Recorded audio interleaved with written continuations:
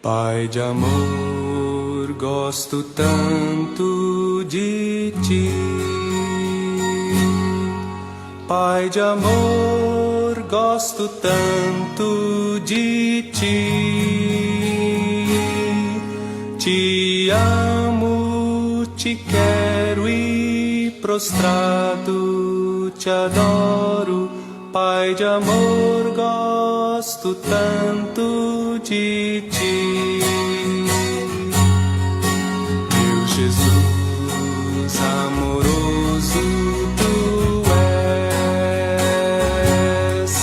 Meu Jesus amoroso, tu és. Minha alma já limpaste, o Espírito enviaste. Meu Jesus amoroso, tu és.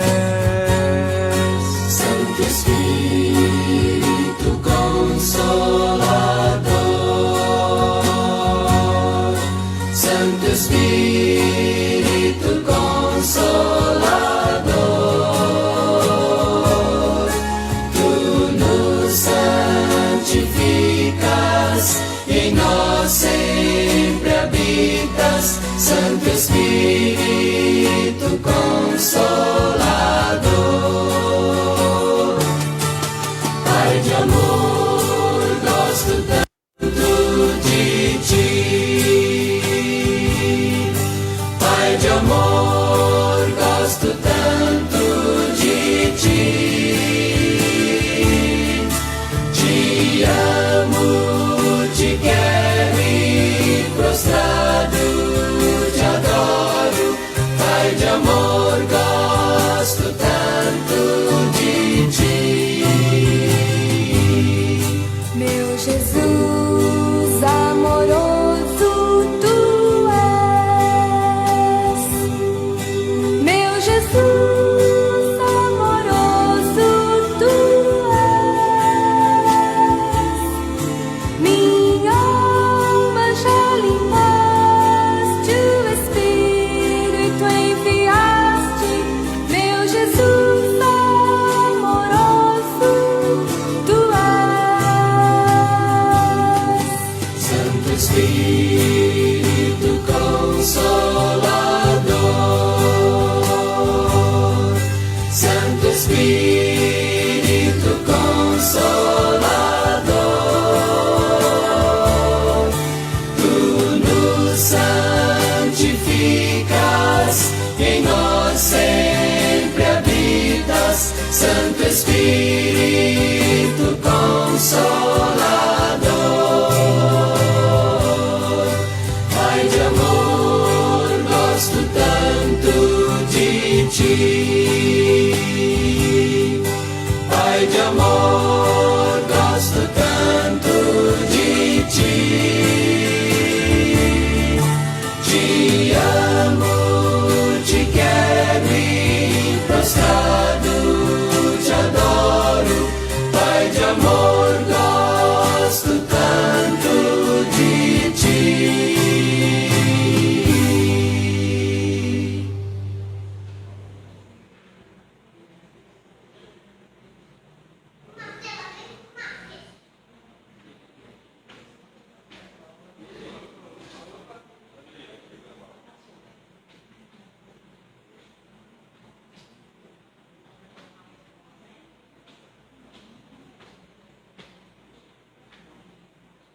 Pai de amor, gosto tanto de ti.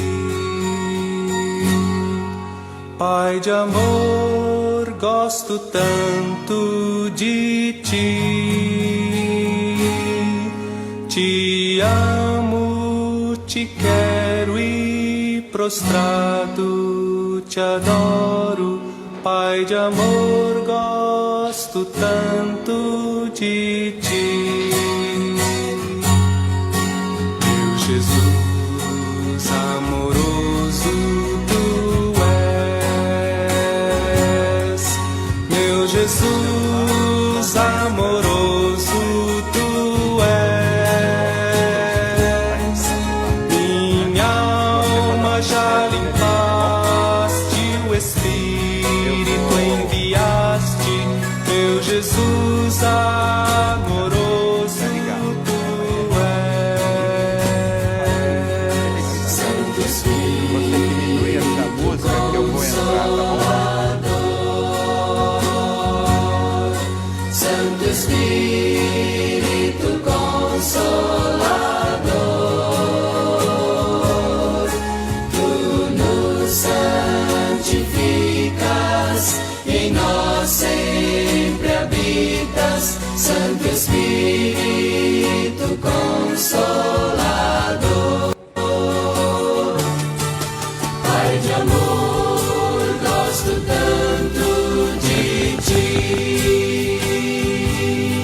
graça de nosso Senhor Jesus Cristo, o amor de Deus, nosso Pai, e a companhia do Espírito Santo seja com todos vocês. Pai, Filho e Espírito Santo, Santíssima Trindade, é o fim de semana que a Igreja Cristã se vem neste fim de semana. É tempo que a Igreja tira para pensar sobre o seu Deus. Como Ele pode ser, como Ele parece ser, como a gente crê, como a gente confessa. Nós cumprimentamos a todos vocês que vieram à casa do nosso Deus para a celebração ao Deus que é cheio de misericórdia e bondade. Cumprimentamos também os nossos irmãos e amigos que nos acompanham aí de suas casas, celebrando conosco a Santíssima Trindade. Que Deus abençoe você, abençoe sua família, guarde a sua casa, te dê muita fé no seu coração. A Santíssima Trindade, ela é um assunto muito presente na teologia luterana, e nós vamos ver aqui um slide em que nós expomos a ideia da Santíssima Trindade que nós confessamos.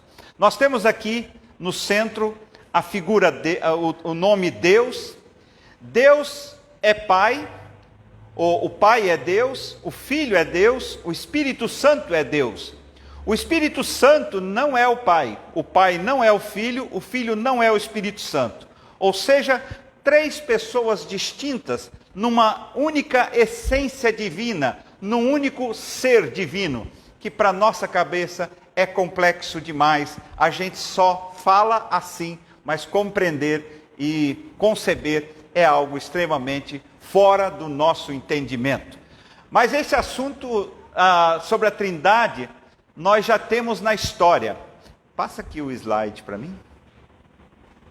Você sabia que um dos primeiros a utilizar no Ocidente cristão o termo Trindade para expressar a ideia de que a unidade divina existiria em três pessoas distintas foi Tertuliano, por volta do ano 250 depois de Cristo? Sabia que antes disso, lá no Oriente cristão, só há o registro do termo grego trias nos escritos de Teófilo de Antioquia, redigidos por volta do ano 180 depois de Cristo. Então, tão logo a igreja começou a colocar o seu pé na estrada, tão logo ela foi questionada sobre a sua compreensão a respeito do seu Deus, e assim o assunto Santíssima Trindade começou a nascer, começou a surgir, começou a aparecer e depois se estabeleceu. Deus nos abençoe, Deus nos acompanhe nessa hora em que queremos invocar o nome do Deus triuno. Invoquemos o Senhor. Em nome do Pai, em nome do Filho, em nome do Espírito Santo, Senhor e doador da vida. Amém. O salmo deste fim de semana, em que celebramos o domingo da Santíssima Trindade, é o salmo de número 29. Eu convido a igreja para a leitura deste salmo, conforme é o nosso costume.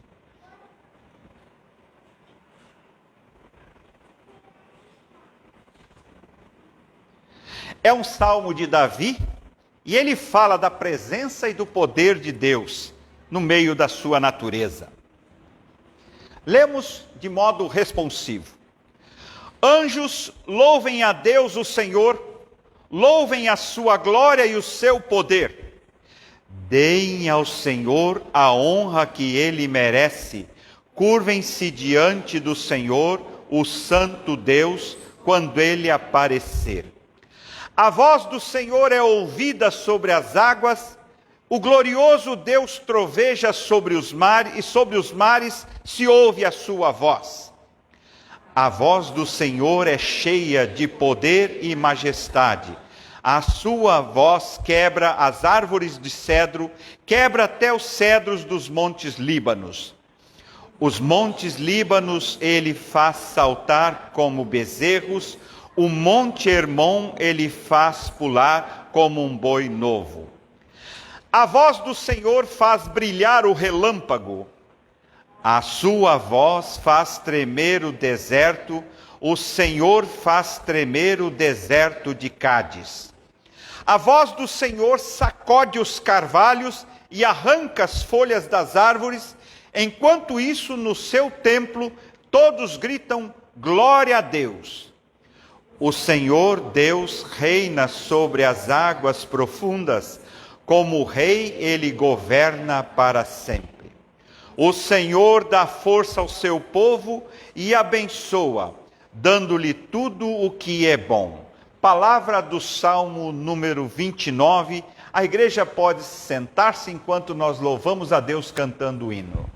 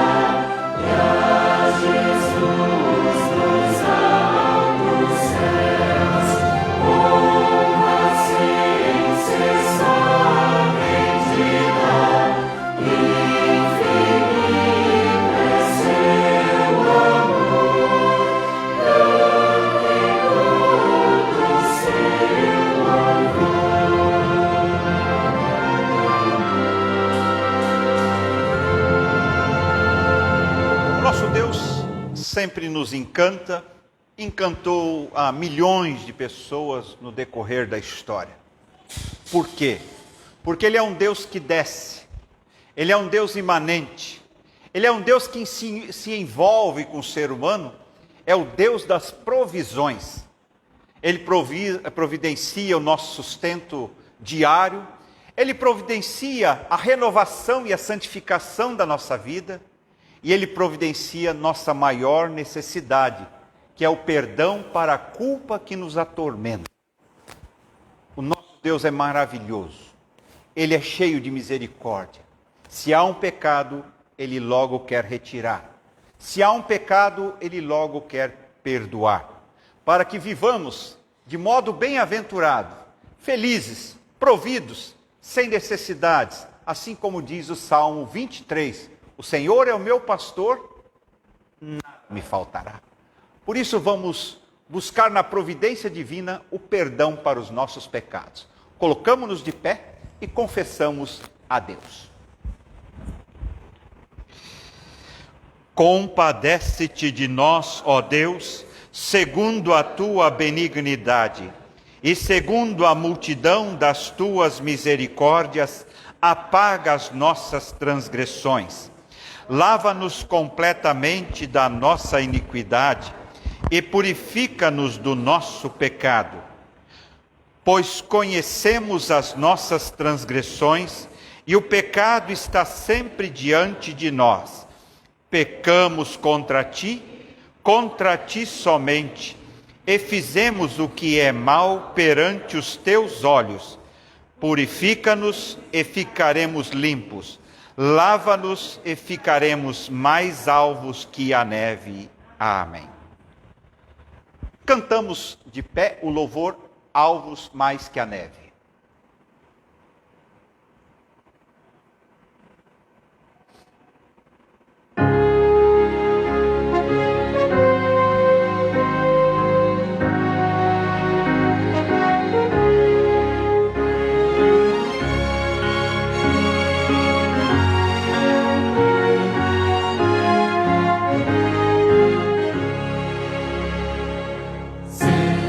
Bendito Cordeiro, que na cruz por nós padeceu. Seja bendito seu sangue, que por nós pecadores verteu. Eis-nos no sangue lavados, com vestes que dão salvação.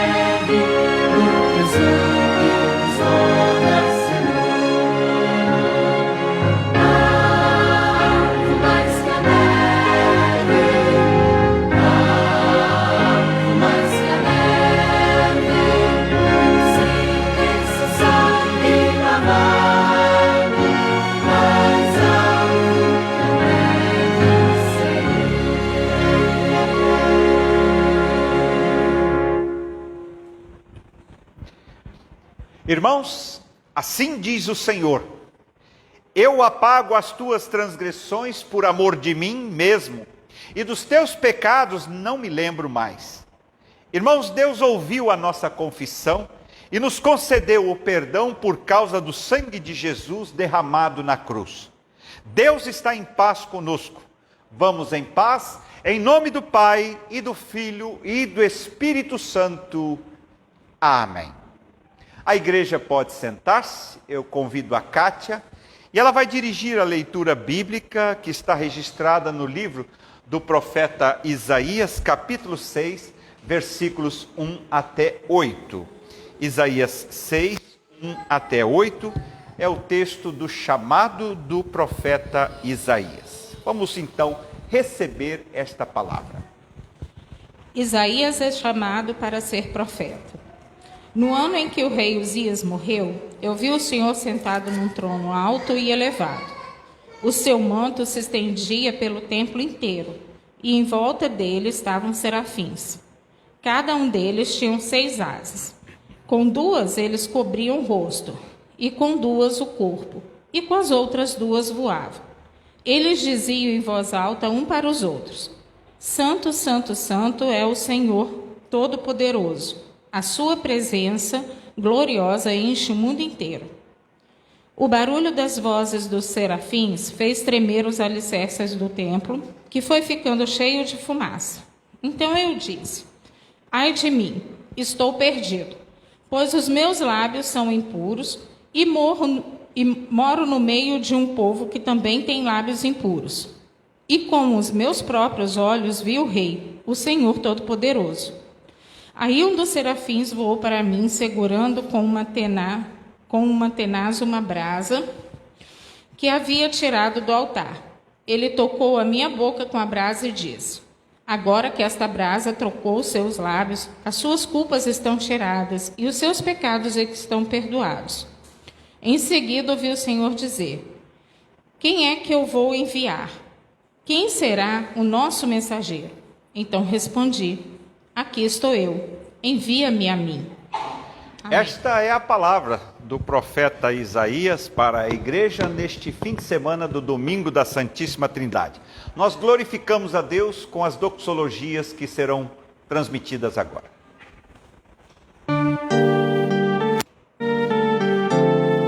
Senhor, tem piedade de nós. Senhor, piedade de nós. Senhor, tem piedade, Senhor, tem piedade, Senhor, tem piedade de nós.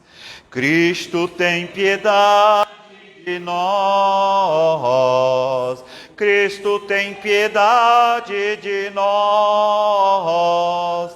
Cristo tem piedade, Cristo tem piedade, Cristo tem piedade de nós.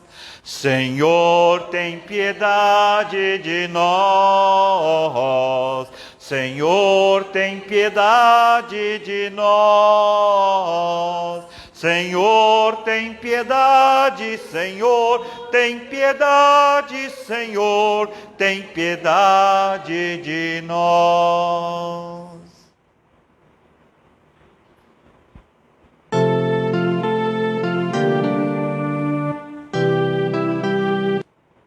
Glória seja ao Pai, glória seja ao Filho, glória seja ao Espírito, agora e sempre. Amém. Glória seja ao Pai, glória seja ao Filho, glória seja ao Espírito, agora e sempre. Amém. Convido a igreja para nos colocarmos em oração. Ficamos de pé. Querido e amado Deus, seja conosco a tua maravilhosa e magnífica presença. Ainda que não compreendamos o Senhor em sua essência, em seu ser, nós adoramos a tua presença. Nós achamos tudo muito maravilhoso e nos encantamos com as coisas que o Senhor diz, com as coisas que o Senhor faz e pelo jeito que o Senhor é. Por isso nunca te afaste de nós, Senhor. Ainda que em algum momento de nossa insanidade a gente venha dizer coisas contra o Senhor, que o Senhor tenha piedade e misericórdia, mas não se afaste. Que o Senhor tenha paciência e até nos tolere, para que não percamos a gloriosa presença do Senhor, que é o nosso maior bem. Em nome de Jesus Cristo, nós estamos sempre de novo buscando a presença do Senhor. Amém.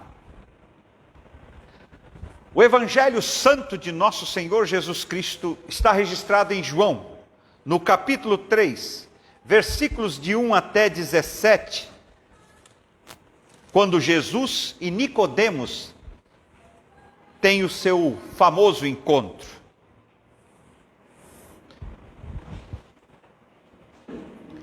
João 3, 1 a 17, vai dizer o seguinte: havia um fariseu chamado Nicodemos, que era líder dos judeus.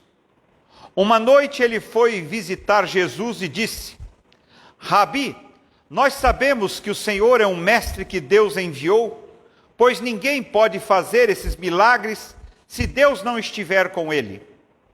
Jesus respondeu: eu afirmo ao Senhor que isto é verdade. Ninguém pode ver o reino de Deus se não nascer de novo. Nicodemos perguntou: como é que um homem velho pode nascer de novo? Será que ele pode voltar para a barriga da sua mãe e nascer outra vez? Jesus disse: eu afirmo ao Senhor que isto é verdade. Ninguém pode entrar no reino de Deus se não nascer da água e do Espírito. Quem nasce de pais humanos é um ser de natureza humana. Quem nasce do Espírito é um ser de natureza espiritual. Por isso não fique admirado, porque eu disse que todos vocês precisam nascer de novo. O vento sopra onde quer e ouve-se o barulho que ele faz, mas não se sabe de onde ele vem nem para onde vai. A mesma coisa acontece com todos os que nascem do Espírito. Como pode ser isso? Perguntou Nicodemos. Jesus respondeu: o Senhor é professor do povo de Israel e não entende isso? Pois eu afirmo ao Senhor que isto é verdade. Nós falamos daquilo que sabemos e contamos o que temos visto, mas vocês não querem aceitar nossa mensagem. Se vocês não creem quando falo das coisas deste mundo, como vão crer se eu falar das coisas do céu? Ninguém subiu ao céu, a não ser o Filho do Homem que desceu do céu. Assim como Moisés no deserto levantou a cobra de bronze numa estaca, assim também o Filho do Homem tem de ser levantado, para que todos os que crerem nele tenham a vida eterna. Porque Deus amou o mundo tanto, que deu seu único Filho, para que todo aquele que nele crer não morra, mas tenha a vida eterna. Pois Deus mandou o seu Filho para salvar o mundo e não para julgá-lo. Este é o Santo Evangelho, onde Jesus apresenta o Pai, o Filho e o Espírito Santo para Nicodemos, o Deus de Israel. Confessamos a fé cristã. Neste fim de semana, extraordinariamente, a única vez no ano, nós usamos o credo atanasiano, que teria sido atribuído a Atanásio, um grande pai da igreja e defensor da teologia da Santíssima Trindade. Vamos então confessar conforme é a projeção. Aquele que quiser ser salvo, antes de tudo, deverá ter a verdadeira fé cristã.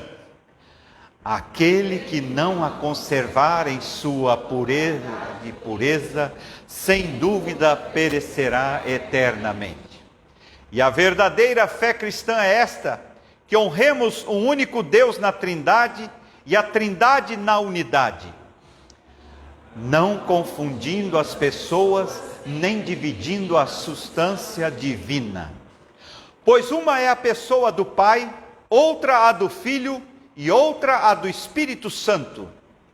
Mas o Pai, o Filho e o Espírito Santo são um único Deus, iguais em glória e majestade eterna. Qual o Pai, tal o Filho, tal o Espírito Santo.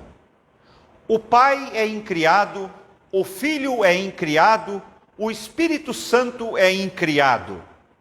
O Pai é incomensurável, o Filho é incomensurável, o Espírito Santo é incomensurável. O Pai é eterno, o Filho é eterno, o Espírito Santo é eterno. Contudo, não são três eternos, mas um único eterno. Do mesmo modo, não são três incriados, nem três incomensuráveis, mas um único incriado e um único incomensurável. Da mesma maneira, o Pai é todo-poderoso, o Filho é todo-poderoso, o Espírito Santo é todo-poderoso. Contudo, não são três todo-poderosos, mas um único todo-poderoso. Assim, o Pai é Deus, o Filho é Deus, o Espírito Santo é Deus. Todavia, não são três deuses, mas um único Deus. Deste modo, o Pai é Senhor, o Filho é Senhor, o Espírito Santo é Senhor. Entretanto, não são três senhores, mas um único Senhor. Visto que, segundo a verdade cristã, nos importa confessar cada pessoa por sua vez, como sendo Deus e Senhor, é-nos proibido pela fé cristã dizer que há três deuses e três senhores. O Pai por ninguém foi feito, nem criado, nem gerado. O Filho provém apenas do Pai, não foi feito, nem criado, mas gerado. O Espírito Santo não foi feito, nem criado, nem gerado pelo Pai e pelo Filho, mas deles procede. Logo, é um único Pai, não são três pais, um único Filho, não são três filhos, um único Espírito Santo, não três Espíritos Santos. E nesta trindade, nenhuma pessoa é anterior ou posterior, nenhuma maior ou menor, mas todas as três pessoas são coerentes e iguais entre si, de modo que, como foi dito, em tudo seja honrada a trindade na unidade e a unidade na trindade. Portanto, quem quiser ser salvo, deverá pensar assim da trindade. Entretanto, é necessário para a salvação eterna crer também fielmente na humanação de nosso Senhor Jesus Cristo. Esta é, portanto, a fé verdadeira. Crermos e confessarmos que nosso Senhor Jesus Cristo, o Filho de Deus, é Deus e homem. É Deus da substância do Pai, gerado antes dos tempos, e homem da substância de sua mãe, nascido no tempo. Deus perfeito e homem perfeito, subsistindo em alma racional e carne humana. Igual ao Pai segundo a divindade e menor do que o Pai segundo a sua humanidade. Ainda que é Deus e homem, nem por isso são dois, mas um único Cristo. Um só, não pela transformação da divindade em humanidade, mas mediante a recepção da humanidade na divindade. É de fato um só, não pela fusão das duas substâncias, mas por unidade de pessoa. Pois assim como corpo e alma racional constituem um único homem, Deus e homem é um único Cristo. Um só, não pela transformação da divindade em humanidade, mas mediante a recepção da humanidade na divindade. É de fato um só, não pela fusão das duas substâncias, mas por unidade de pessoa. Assim como o corpo e a alma racional constituem um único homem, Deus e homem é um único Cristo, o qual padeceu pela nossa salvação, desceu ao inferno, no terceiro dia ressuscitou dos mortos, subiu aos céus, está sentado à direita de Deus Pai Todo-Poderoso, donde há de vir a julgar os vivos e os mortos. E quando vier, todos os homens hão de ressuscitar com seus corpos e dar contas de seus próprios atos.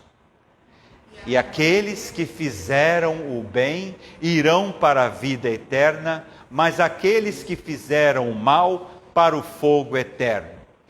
Esta é a verdadeira fé cristã, aquele que não crer com firmeza e fidelidade não poderá ser salvo. Podem sentar. Esse é o credo atanasiano. O tamanho dele já dá para vocês terem uma noção do tamanho da crise teológica que se abateu sobre a igreja nos séculos 3 e 4. Esse texto teria sido elaborado por volta dos anos 400 depois de Cristo, para especificar em detalhes ao máximo o que se pode confessar a respeito da Santíssima Trindade. Recomendo a você, ao retornar para casa, abrir a internet no Google para ficar mais fácil e ler de novo, com mais vagar. Aqui nós estamos numa leitura mais que dinâmica e não deu para prestar atenção em todos os detalhes. Santíssima Trindade é o assunto. Cantamos agora, do Inário Luterano, o hino 156.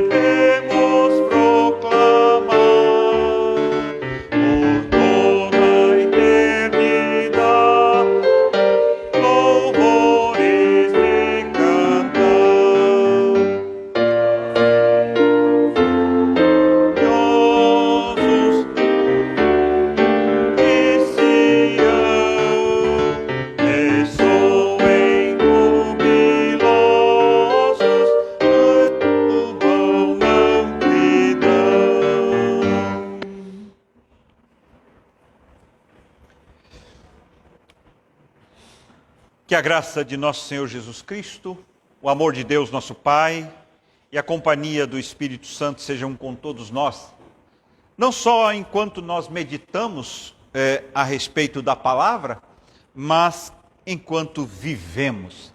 O nosso existir está intrinsecamente ligado com os cuidados da Santíssima Trindade. Domingo da Santíssima Trindade é amanhã, fim de semana da Santíssima Trindade é o que nós estamos vivendo. E cá estamos nós sendo chamados a pensar o impensável. Estávamos quietinhos em nossas casas e de repente a igreja nos chama para falar de um tema complexo que inclusive a própria igreja classificou como mistério.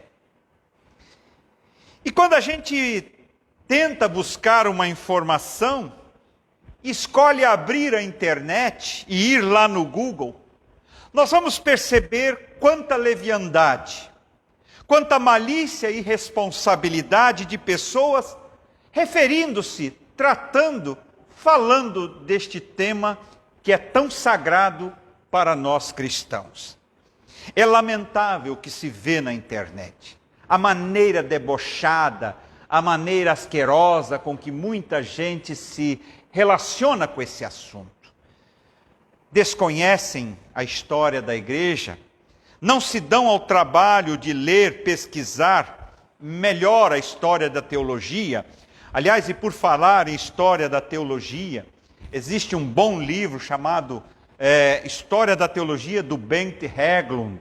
Ele é uma autoridade no assunto para falar do desenvolvimento do pensamento teológico da igreja cristã. Meus queridos, a expressão Santíssima Trindade, ela não nasceu de um canetaço ou de um decreto imperial.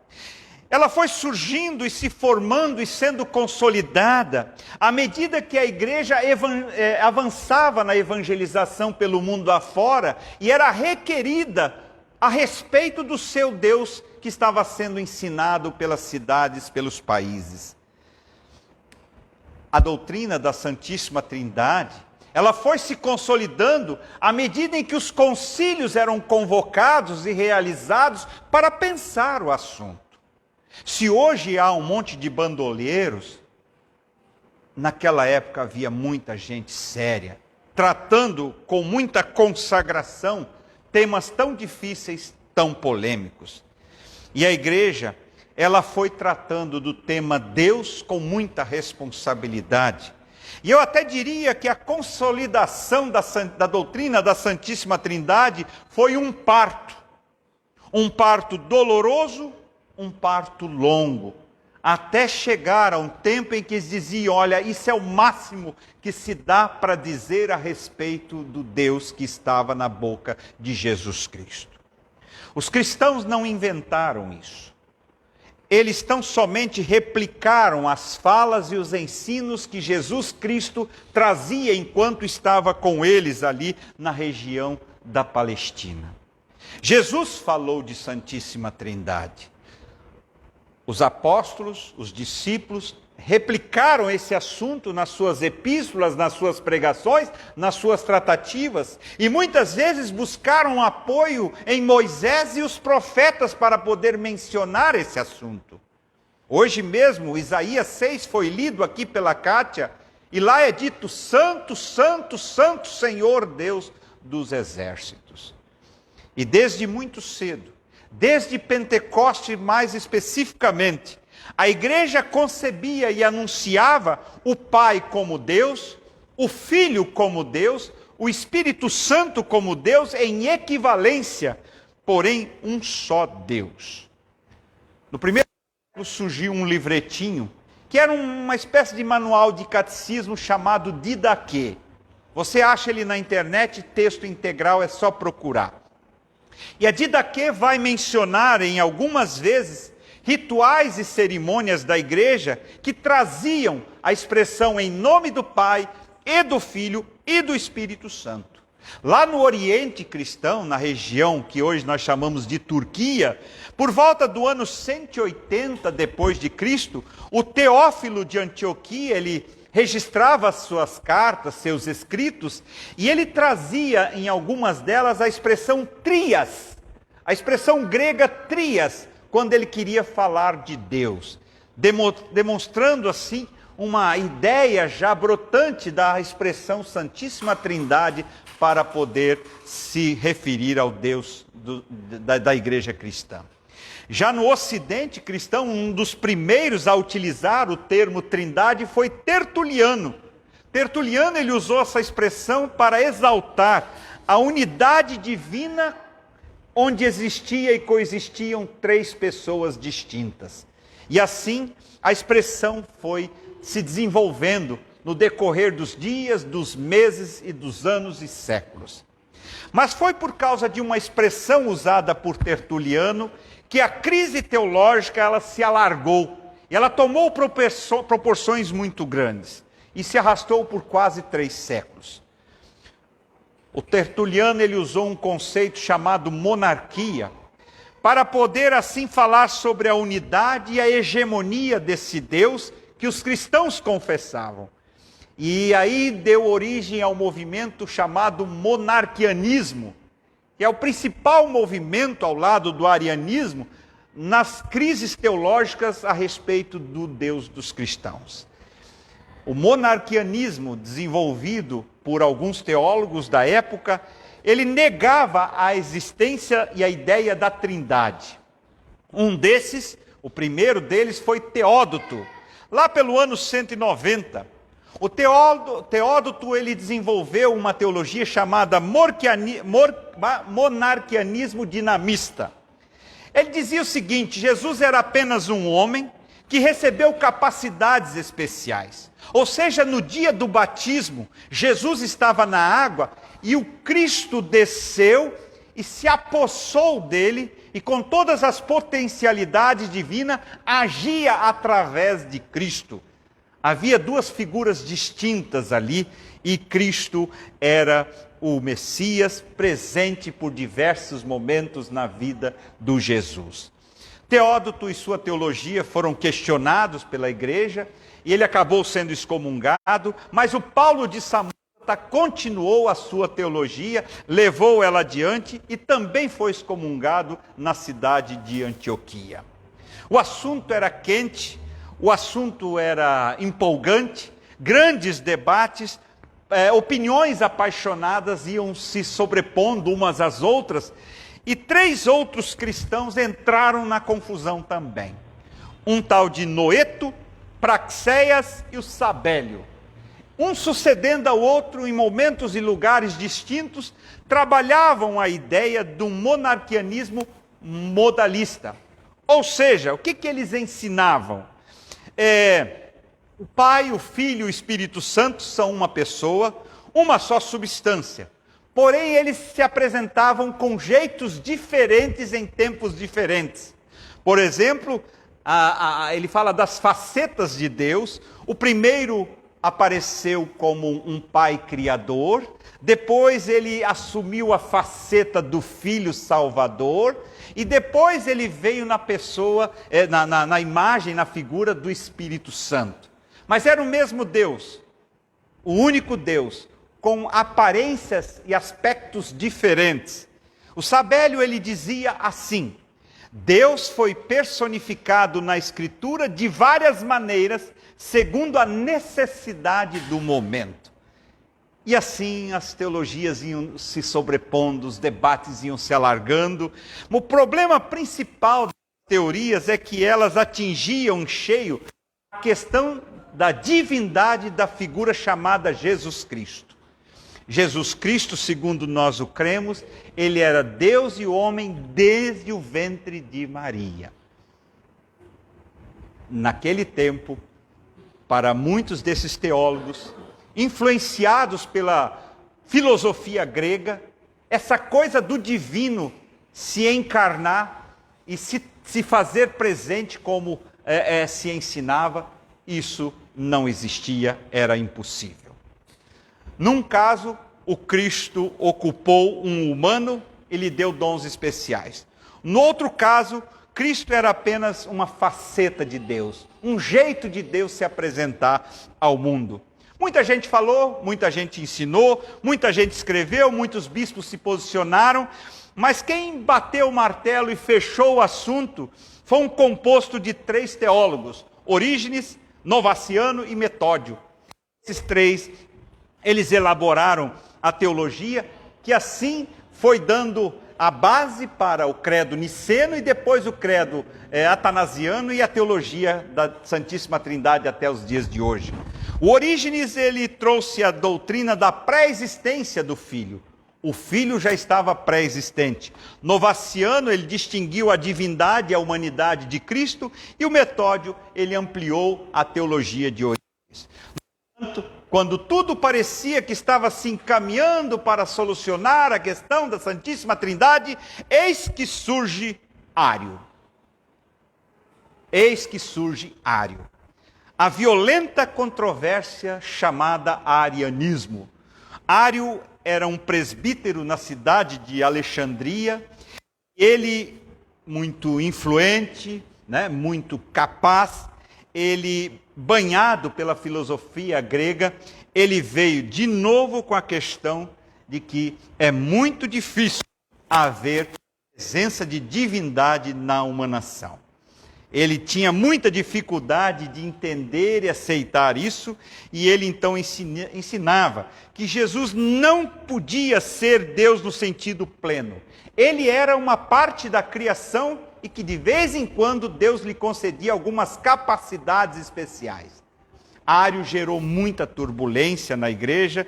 Ele acabou sendo excomungado no ano 320, que a teologia dele gerou o famoso Concílio de Nicéia, de onde surgiu o credo niceno em 325, na região da Turquia. Esse concílio foi convocado pelo imperador Constantino, porque ele estava vendo uma turbulência muito grande dentro da igreja e, consequentemente, a instabilidade dentro do império. Só que diz a história que o Constantino estava do lado dos heréticos. Ele estava querendo apaziguar os heréticos. E aí, então, a igreja teve que se reunir. E tratar da questão da Santíssima Trindade. Neste tempo entra em cena o mais zeloso defensor da fé cristã neste assunto, que se chama Atanásio. O pai da igreja, um patriarca da igreja na cidade de Alexandria. E o Atanásio, ele era muito contundente, ele era muito zeloso, ele era muito cuidadoso, ele era perspicaz na hora de tratar do assunto, e ele era realmente imbatível na sua argumentação teológica, a ponto de o próprio imperador começar a persegui-lo. E outros líderes também que estavam ali envolvidos o perseguiam, e ele teve que fugir, ele teve que se afastar, ele acabou ficando exilado por mais de 20 anos. Mas mesmo do exílio ele mandava suas colaborações teológicas, e esse assunto então essas colaborações foram decisivas para fechar o assunto no Concílio de Constantinopla em 381, quando finalmente a igreja sossegou e trouxe a Santíssima Trindade, vamos dizer assim, mais inteligível, mais explicadinha nos seus mínimos detalhes. Uma luta que às vezes nós diríamos, gente, deixa isso para lá. Isso vai mudar alguma coisa na nossa mesa?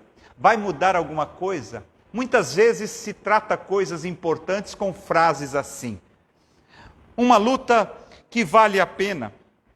E hoje a gente se pergunta que Deus teriam os cristãos caso a heresia de Ário, caso a heresia de Teódoto tivessem prevalecido.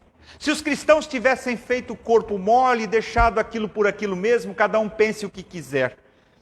Teríamos cristianismo hoje? Teríamos igreja cristã? Teríamos evangelho? Teríamos escritura? Essas são perguntas que surgem depois que a gente começa a avaliar o empenho e o zelo dos pais da igreja para poder pensar. Não, vamos pensar, vamos conversar, vamos tratar do assunto, vamos ver o que é que tem na Escritura. E eles, graças a Deus, eles trouxeram essa questão como de grande importância e fizeram com que a igreja ganhasse uma teologia que traz implicações práticas de extrema importância. Primeira implicação: ao adorarmos este Deus único, não entramos em conflito com qualquer outro Deus. Nas regiões politeístas, nas regiões onde há muitos deuses, as pessoas vivem malucas debaixo do zelo e da vaidade das divindades. Agrada um, desagrada outro, resolve com um, se encrenca com o outro. A vida do cidadão é um inferno dentro do politeísmo, porque ele não sabe como ele vai fazer para agradar todo mundo ao mesmo tempo.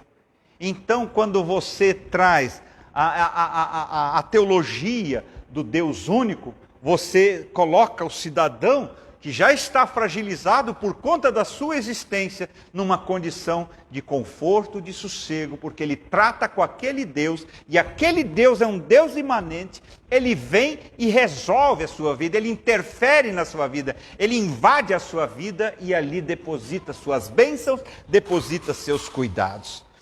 Por outro lado, se ele nos abençoa, ninguém poderá nos amaldiçoar. Agora, horrível coisa é cair nas mãos do Deus eterno, como diz o texto de Hebreus. Quando você tem um só Deus, você é chamado a uma comunhão plena com Ele, a um zeloso relacionamento, a fim de que esta comunhão possa redundar em grandes benefícios e grandes alegrias, tanto para um como para outro. Porque quando nós estamos na presença do Senhor, o Senhor se declara ganhador, vencedor e feliz, bem-aventurado. E quando nós somos abençoados pelo Senhor, nós somos os vitoriosos, nós somos os felizardos, nós somos aqueles felizes. Quando você trata da Santíssima Trindade, você trata com um Deus que desce. Coisa que não havia no panteão greco-romano. As divindades estavam lá e a população se lixando para cá. E esse é o dado que é um luxo, e que a gente explora muito pouco, que a gente lida muito pouco, que a gente trabalha muito pouco. Quando a gente vê Davi fazendo os seus salmos, quando a gente ouve a história de pessoas que oravam muito, eram pessoas que puxavam Deus pela barba e diziam: Senhor, é aqui, eu estou aqui, e eu invoco a tua presença aqui. Nós fomos uma igreja acostumada a falar com Deus assim à distância, lá longe. Senhor, não se aproxima muito não, porque se o Senhor me vê, o Senhor vai me flagrar, o Senhor vai me pegar e eu estou lascado. Que é a situação de muita gente que sequer ora, sequer pisa numa igreja. Por quê? Porque tem uma consciência tremenda da sua realidade ruim e não ainda compreendeu o quanto seria bom se Deus lidasse com essa realidade do modo como Deus lida com a realidade do ser humano para restaurá-lo e para restabelecê-lo. E por fim, eu gostaria de citar, antes de terminar, uma grande outra importância prática a respeito da Santíssima Trindade em nossas vidas. Esse Deus único em três pessoas, Ele é o Deus que traz as providências para cada um de nós. Nós temos Deus Pai trabalhando, nós temos Deus Filho trabalhando, nós temos Deus Espírito Santo trabalhando em áreas vitais da nossa existência. E aí eu gostaria de fazer exatamente essa colocação. Deus Pai, como Criador, Ele vem tratar das nossas necessidades de existência, as necessidades básicas de nossa vida, o pão de cada dia, a proteção, a providência, o cuidado, a saúde e a vida. Nós temos neste Pai Criador, o Pai mantenedor, o Pai que sustenta todas as coisas, o Pai que providencia para que seus filhos tenham o suficiente, o necessário para viver, e isso é preciso ser invocado. Nós temos um Deus que trabalha numa segunda necessidade vital, que é a culpa. Um dos problemas crassos da humanidade é a culpa. E nós sofremos debaixo disso. Nós penamos. É parar um minuto e lá vem uma culpa nos visitar. É parar um minuto e lá vem um arrependimento que rói a nossa alma, quando não é um remorso. Deus trabalha as áreas vitais. E a área da culpa, que é o que mata o ser humano, Ele dá especial atenção, porque Ele sabe aonde a culpa pode levar um ser humano. A culpa pode levar o ser humano à morte, ao suicídio, a uma vida desgraçada, a uma vida muito triste. E por isso este nosso Deus, Ele tem um carinho especial para tratar com a pessoa quando o assunto é culpa. Porque Ele não quer que a culpa corroa, que a culpa envolva, que a culpa destrua esse ser humano, que é seu filho, que Ele ama, por quem Ele derramou seu sangue e por quem Ele luta o dia inteiro. Esse nosso Deus, Ele tem um tratamento especial para os culpados. As divindades dos povos antigos diziam: se vira. Ele diz: eu me viro por você. E por isso é muito importante confessar que Jesus Cristo é Deus. Ele é o que trata da culpa. E nós temos o Espírito Santo, que é aquele santificador, que é o que vai fazendo as renovações diárias, derramando os seus dons, trazendo as suas orientações, a sua iluminação, o seu ensino, o seu aperfeiçoamento espiritual em cada um de nós, para sanear uma necessidade que todos nós temos. E eu vou dizer que você tem. Ser uma nova criatura todo dia. Como a gente se arrepende da criatura que a gente foi ontem. Como a gente sonha ser uma nova criatura amanhã. Como eu queria dar uma mexida, uma repaginada na minha vida. Como eu queria dar uma embelezada nesse negócio. Isso é uma área vital. E o Espírito Santo tem atenção com isso. Ele quer derramar dons, quer derramar habilidades, capacidades, para que a gente possa ter essa condição de ser essa nova criatura que a gente sonha. E por isso é de fundamental importância que eu me relacione com o Espírito Santo, que eu invoque o Espírito Santo, a fim de que ele venha e possa me tratar e me fazer nova criatura. Por isso o dia da Santíssima Trindade não é um dia importante, é um dia vital para a igreja, porque na Santíssima Trindade tudo se renova, tudo é nova vida, tudo é novo, bonito, porque é Deus quem faz. E chamemos o Senhor, invoquemos o Senhor, e Ele virá para fazer com que a sua realidade interfira na nossa e sejamos assim elevados à vida de bem-aventurados. Em nome de Cristo nosso Senhor. Amém. Cantamos o louvor que vai ser projetado.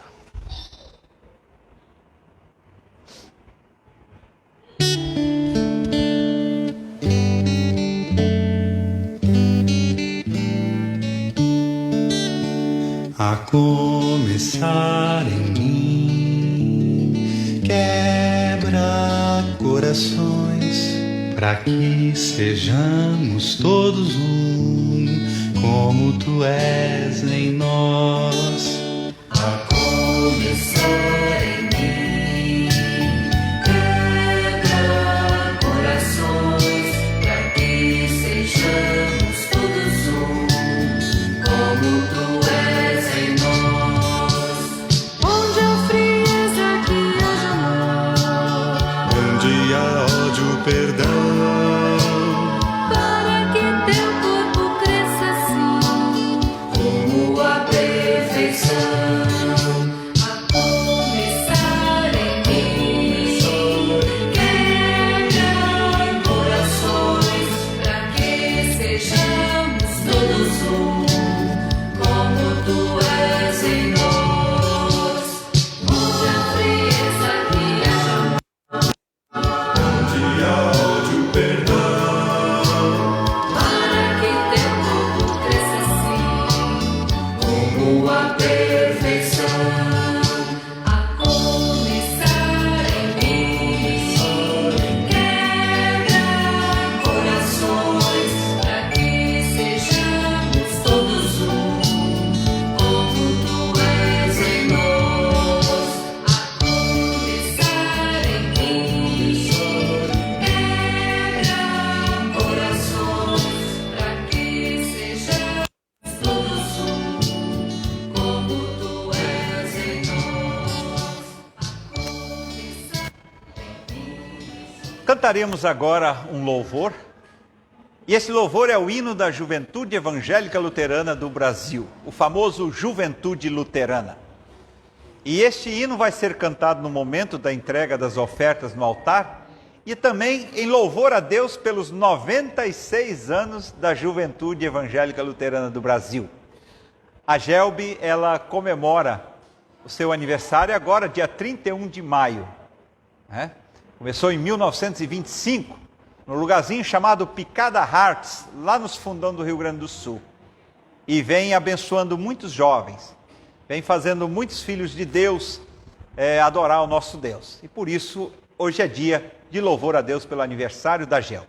Então, cantamos com o Carlos Magrão o louvor e depois nós vamos orar.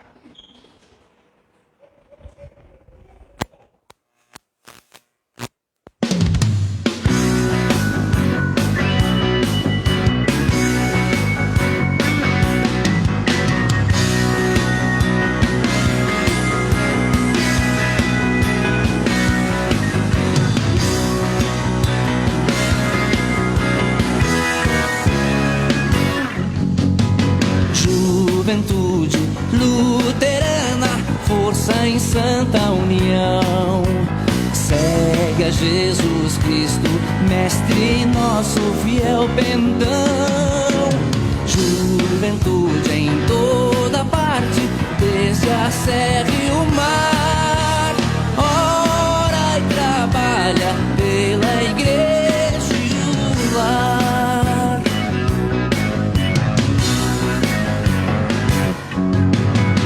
Deus o Pai, Deus o Filho e Deus Confortador, permanece ao nosso lado com o teu favor.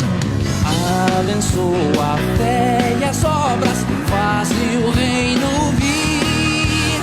E em tua igreja iremos te servir.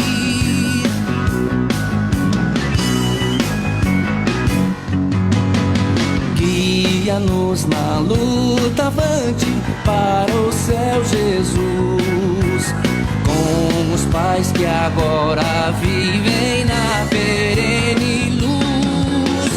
Ó, nos guarda em teu caminho, firmes e leais, para alcançarmos glórias celestiais.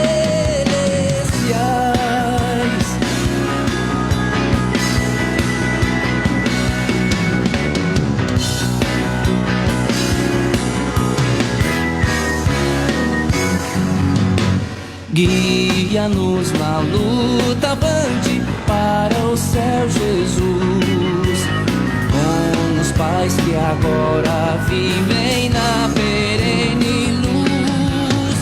Ó, nos guarda em teu caminho, firmes e leais, para alcançarmos glórias celestiais. Para alcançarmos glórias celestiais, para alcançarmos glórias celestiais.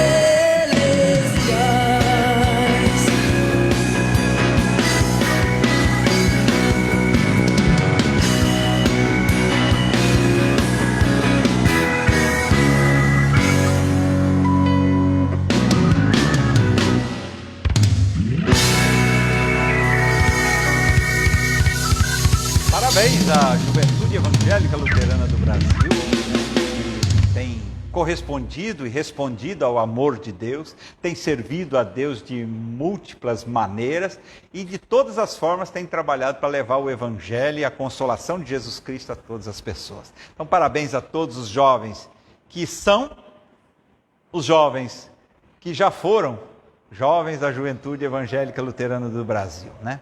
Essa juventude que está ficando centenária. Amém. Nós queremos nos colocar em oração. Na nossa oração de hoje, nós vamos louvar a Deus pelos aniversariantes. Nosso irmão Wagner Jean, né, está completando mais um ano de vida hoje. E também Lívia Bunkowski está aniversariando, está completando 2 anos de vida. Tá? Então nós queremos louvar a Deus por esses aniversariantes. E também pelos 96 anos da Gelbi. Nós vamos agradecer a Deus por estes aniversariantes. Também queremos orar pela saúde do Nilson, marido da Maria Heller, né? Hoje recebemos notícias boas, que ele está reagindo bem ao tratamento. Não é Covid, é uma infecção bacteriana, e todo o tratamento está surtindo bons resultados. Ele está reagindo bem, já abriu os olhos, está podendo se comunicar de alguma forma, e isso trouxe mais alívio e consolação para esta família. Queremos também orar pela nossa irmã Glória Maria Klippel, que está enferma e pede as orações desta igreja. Vamos nos colocar de pé, nós vamos falar com o nosso Deus. Querido Deus e amado Pai, Deus dos cuidados, Deus de olhar atento, Deus com o olho e o ouvido inclinado, o Deus que traz o seu coração para bater junto de sua igreja, e assim fazer-se sentir, fazer-se presente e confortar essa igreja, que vive no meio das suas limitações, das suas imperfeições, das suas carências e necessidades. Glorificado seja, Senhor, sempre seja glorificado o Deus que desce, que é um Deus presente, com toda a sua onipotência, com toda a sua onisciência. O Senhor que sente com o ser humano, se alegra com o ser humano, chora com o ser humano, e assim faz parte deste existir. Se não fosse o Senhor, que seria de nós? Como estaríamos, se estaríamos? Por isso, Senhor, não te ausentes, não te afastes, não te distancies, não recolha a tua mão, não deixe de caminhar conosco, para que assim vivamos a melhor existência que alguém possa viver. Pai Celestial, que as tuas provisões sejam disponibilizadas tanto para o Nilson como a Glória, para que estes filhos recebam da parte do Senhor todo o cuidado, toda a atenção, toda a provisão que eles precisam no meio da sua enfermidade.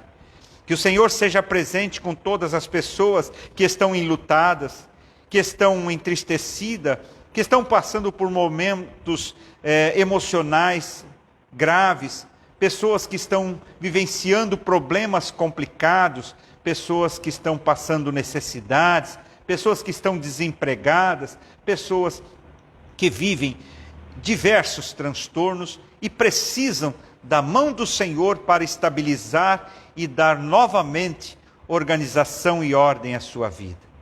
Nós entregamos nas tuas mãos estes que sofrem, porque o Senhor é o Deus dos aflitos, é Deus dos cansados, dos sobrecarregados, daqueles que precisam entregar as suas cargas para alguém e só encontram o pé da cruz, um lugar disponível para lhe fazer o seu cuidado. Nós nos alegramos com o aniversário da Gelbe, 96 anos de história, 96 anos abençoando vidas, oferecendo a jovens o bom amigo Jesus Cristo e uma boa trajetória de vida, um bom roteiro de vida. Que a Gelbe continue fazendo o seu belo trabalho, que o Senhor continue abençoando a diretoria nacional, que nesse tempo de pandemia tem se esmerado e tem tentado trabalhar, ainda que virtualmente, pelos canais da internet, para manter a juventude evangélica luterana conectada. Que o Senhor fortaleça esses jovens, para que eles tenham tenacidade e continuem firmes, trabalhando com os jovens a fim de fortalecê-los na fé em Cristo Jesus. Louvamos pelo Vaguinho, louvamos pela Lívia, que estão completando mais um ano de vida. O Senhor os trouxe até aqui e com certeza a sua misericórdia não lhes faltará e o Senhor os irá abençoar sempre mais adiante. Pai Celestial, nós queremos entregar nas tuas mãos a igreja que prega pelas mídias, a igreja que pega pela internet, para que esta palavra que está sendo anunciada, ela seja uma palavra bem acolhida pelas pessoas, que os pregadores não desistam, que os anunciadores da palavra não se cansem, se é pouca audiência ou é muita audiência, que continuem anunciando o Evangelho e oferecendo a consolação para aqueles que assistem, para aqueles que recebem, para aqueles que podem, para aqueles que querem.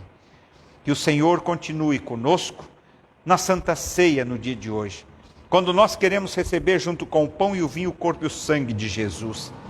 Que o Senhor nos conceda essa graça da companhia de Jesus durante o nosso dia a dia, a fim de ali sermos discípulos mais eficientes e mais eficazes, testemunhas vivas da grande obra de Cristo. E assim, sejam todos abençoados através da nossa presença no dia a dia. Em nome de Jesus Cristo, nosso Senhor, nós oramos. Amém. Pai nosso que estás nos céus, santificado seja o teu nome. Venha o teu reino. Seja feita a tua vontade, assim na terra como no céu. O pão nosso de cada dia nos dá hoje e perdoa-nos as nossas dívidas, assim como nós também perdoamos aos nossos devedores. E não nos deixes cair em tentação, mas livra-nos do mal, pois teu é o reino e o poder e a glória para sempre. Amém.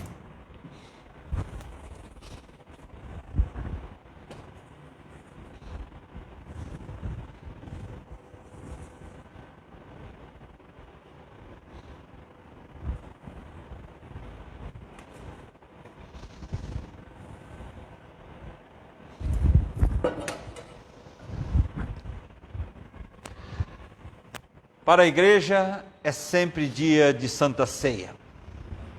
Nós não podemos dispensar o Cristo, nós não podemos torná-lo desnecessário e nem deixar para outro dia.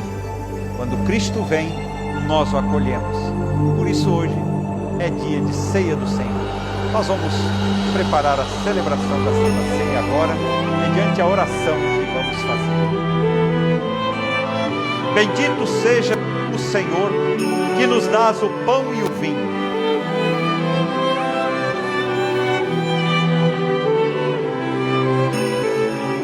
Fruto da vitória da tua obra libertadora, realizada na cruz e ressurreição, em favor do mundo inteiro. Bendito sejas tu, Senhor, que te preocupas com o bem de nossa alma. Bendito sejas tu que nos alimentas com vida eterna. Ninguém nos ama mais do que Jesus, que deu a própria vida em favor de nós. Seu corpo e sangue nos dão perdão, vida e salvação. Nosso Senhor e Salvador Jesus Cristo, na noite em que foi traído, tomou o pão e, tendo dado graças, o partiu e o deu aos seus discípulos, dizendo: tomai e comei, isto é o meu corpo que é dado por vós, fazei isto em memória minha. E semelhantemente também depois da ceia tomou o cálice, e tendo dado graças lhe entregou, dizendo: bebei todos deste, este cálice é o novo testamento no meu sangue, que é derramado em favor de vós para a remissão dos pecados. Fazei isso quantas vezes o beberdes, em memória minha. Amém. Amado e eterno Salvador, que seja sobre nós a tua graça, que seja sobre nós o teu amor, seja sobre nós o teu perdão, porque assim nos tornaremos as pessoas bem-aventuradas, felizes, para testemunhar de toda a tua obra. Em nome de Jesus, amém. A igreja é bem-vinda à ceia do Senhor. Podem sentar-se. Nós vamos receber aqui no altar o pão e o vinho, e junto com o pão e o vinho, no ato de comer, no ato de beber, nós recebemos o corpo e o sangue de Cristo, real e verdadeiramente presente. Nós recebemos 4 elementos: corpo e sangue, pão e vinho. Esta é a ceia do Senhor, para a maior certeza do perdão e para a nossa salvação. Sejam bem-vindos ao altar.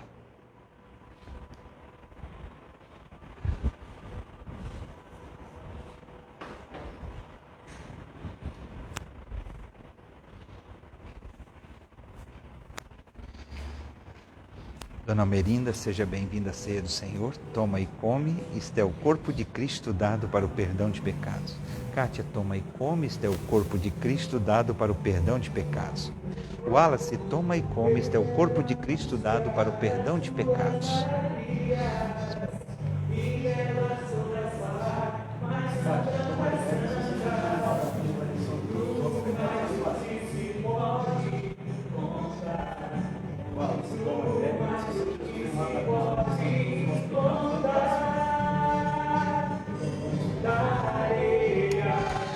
Caio, seja bem-vindo à ceia do Senhor. Irmão, toma e come, este é o corpo de Cristo dado para perdão de pecados.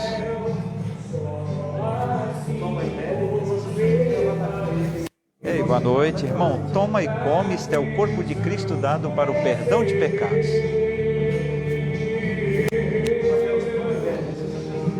Boa noite, irmão. Seja bem-vindo. Toma e come, este é o corpo de Cristo dado para perdão de pecados. Deus te abençoe. Ei, Deus te abençoe, neném. Kélcia, seja bem-vinda à ceia do Senhor. Toma e come, este é o corpo de Cristo dado para perdão de pecados.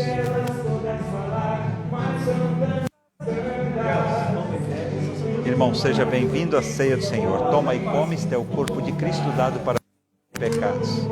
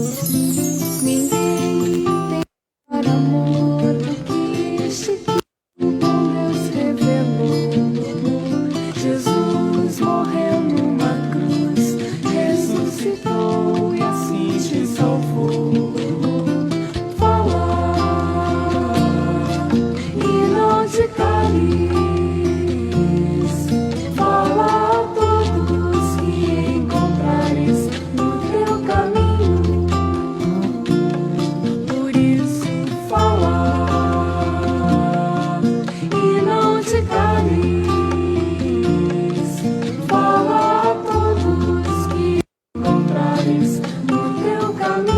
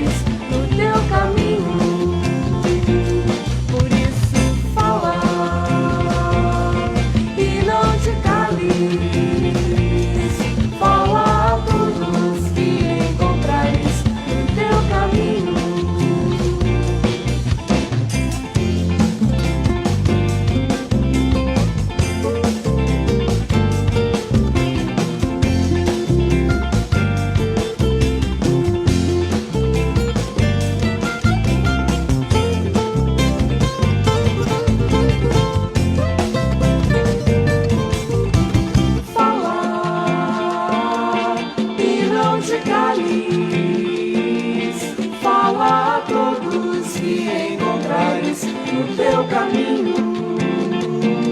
Por isso fala e não te cales.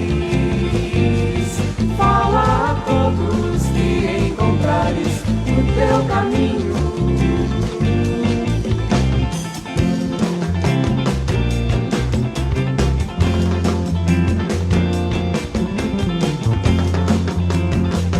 Todas as vezes que comemos o pão e bebemos do cálice, nós anunciamos a morte de Cristo e o faremos até que Ele volte. Vamos dar graças a Deus. Querido e amado Salvador, ainda que sejamos pobres mortais, é uma grande honra ter a companhia do Pai, do Filho e do Espírito Santo, o Deus eterno, em nossa humilde existência. Que nós sejamos sempre de novo honrados pela Tua presença em nossa vida. Que o Senhor faça de nós um instrumento, que nos envie, que nos encaminhe para falar, nos encaminhe para aconselhar, para encorajar, para ajudar. Estamos à Tua disposição.